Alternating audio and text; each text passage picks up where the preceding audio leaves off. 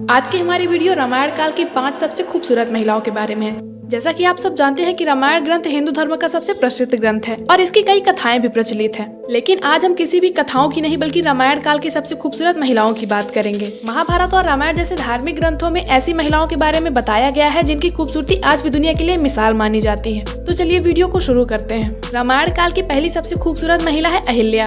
रामायण ग्रंथ के अनुसार अहिल्या सबसे खूबसूरत महिलाओं में से एक थी और स्वयं ब्रह्मा जी ने उन्हें शुद्ध रचनात्मक ऊर्जा को ढाल कर बनाया था। पौराणिक कथाओं की माने तो ब्रह्मा जी ने उर्वशी के अभिमान और अहंकार को तोड़ने के लिए अहिल्या को पानी से सबसे सुंदर स्त्री के रूप में बनाया था और उनकी सुंदरता का अंदाजा आप इस बात से लगा सकते हैं कि स्वयं देवराज इंद्र भी उनकी सुंदरता पर मोहित हो गए और उन्हें पाने के लिए उनके पति ऋषि गौतम का वेश बनाकर उनके सामने चले गए। लेकिन इंद्र की सच्चाई सामने आ गई और ऋषि ने अपने श्राप से इंद्र को कुरूप और अहिल्या को एक पाषाण शिला में बदल दिया और बाद में प्रभु श्री राम ने अहिल्या का उद्धार किया। रामायण काल की दूसरी सबसे खूबसूरत महिला है माता सीता। माता सीता की छवि से शायद ही कोई अनजान है। रामायण काल में माता सीता को सबसे ज्यादा खूबसूरत स्त्री के रूप में माना गया है। माता सीता की खूबसूरती इतनी ज्यादा थी कि रावण ने उनका छल से हरण कर लिया और लंका में कैद कर दिया और आगे कहानी तो आप सब जानते ही हैं। तीसरी है रावण की पत्नी मंदोदरी। रामायण में वर्णित है कि माता सीता के मनमोहक सौंदर्य की तुलना में अगर कोई स्त्री थी तो वह रावण की पत्नी मंदोदरी थी। उनकी सुंदरता दानव जात की किसी भी अन्य महिला से बेजोड़ थी और वो उस काल की सबसे खूबसूरत महिलाओं में से एक थी और यही वजह थी कि रावण ने उन्हें अपनी पट रानी बनाकर रखा था। रामायण काल की चौथी सबसे खूबसूरत स्त्री है कैकेयी।